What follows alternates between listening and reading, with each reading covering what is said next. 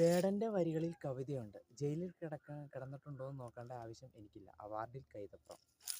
അത് ജയിലിൽ പുള്ളീനെ പിടിച്ച് കിടത്തിയത് ഗാന്ധിജിയുടെ കൂടെ ഉപ്പ് സത്യാഗ്രഹത്തിൽ പങ്കെടുത്തുകൊണ്ടല്ല.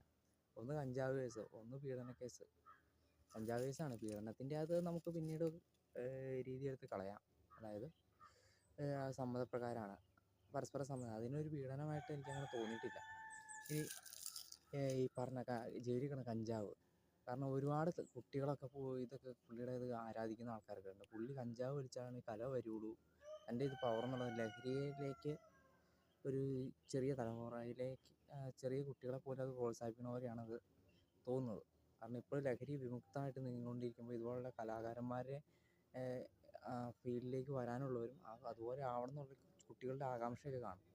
അപ്പോൾ അവർക്ക് തോന്നുന്നു ഈ ലഹരി വലിക്കുന്നതുകൊണ്ടായിരിക്കും, അതുമായിരിക്കും ഇദ്ദേഹം ഇങ്ങനെ ആയത്. അത് നമ്മൾ ചെറുപ്പത്തൊക്കെ ഈ സിഗരറ്റ് വലിക്കുന്ന, കള്ള് കുടിക്കുന്ന സിനിമയിൽ കണ്ടിട്ട് അത് നീതിക്കിരുന്ന് പറയുന്ന പോലെ. അതുകൊണ്ട് പുള്ളി അത് കുറ്റസമ്മതം നടത്തി, ശരിയാണ് എന്ന് വെച്ചിപ്പോൾ ഈ അവാർഡിനകത്ത് എനിക്കൊരു ചെറിയ വിയോജിപ്പുണ്ട്. കാരണം മറ്റൊന്നുമല്ല, ഈ വേടൻ്റെ വരികളിൽ കവിതയുണ്ടെന്നും ആ പാട്ട് കുതന്ത്രമൊന്നുമല്ല, അത് നല്ല ഒരു വരികളൊക്കെ തന്നെയാണ്. പക്ഷേ എനിക്ക് അതിനോട് തഴഞ്ഞപ്പെട്ടൊരു പാട്ടുണ്ട്, അതായത് അങ്ങ് വാനക്കോണിലെ. അറിയാമല്ലോ ആ പാട്ട് എത്രത്തോളം കുതന്ത്രത്തിനേക്കാളും ഏറ്റവും കൂടുതൽ റീല് വലിച്ചിരുന്ന ഗാനമാണ് വേഗം വിജയലക്ഷ്മിയുടെ.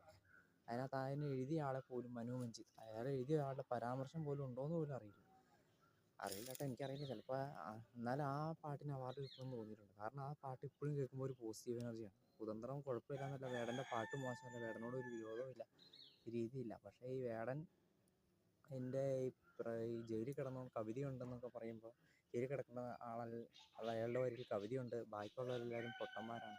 പക്ഷേ വേറൊരു പാട്ട് അങ്ങ് വാനക്കോണിൽ അല്ലാതെ വേറൊരു പാട്ട് ഇതിൽ വേടൻ്റെ ഇതിലൂടെ എനിക്ക് യോജിപ്പ് തോന്നിയത്. പക്ഷേ അങ്ങ് വാനക്കോണിലൊരു വേറെ ലെവലാണ്.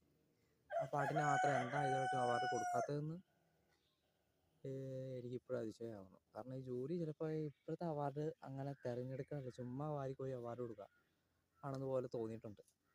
എന്തായാലും ഇദ്ദേഹം പറഞ്ഞു പോകുന്ന കവിതയുണ്ടെന്ന് പറയുന്നത്, കവിതയൊക്കെ ഉണ്ട്. പക്ഷെ എന്നിരുന്നാലും ഈ പുള്ളിയുടെ ഇതിൽ മാത്രം നോക്കിയെടുക്കാനാണോ, വേറെ ഗാനങ്ങളൊന്നുമില്ലേ? എനിക്ക് തോന്നിയിട്ടുള്ള അങ്ങ് വാനക്കോണിലാണ്.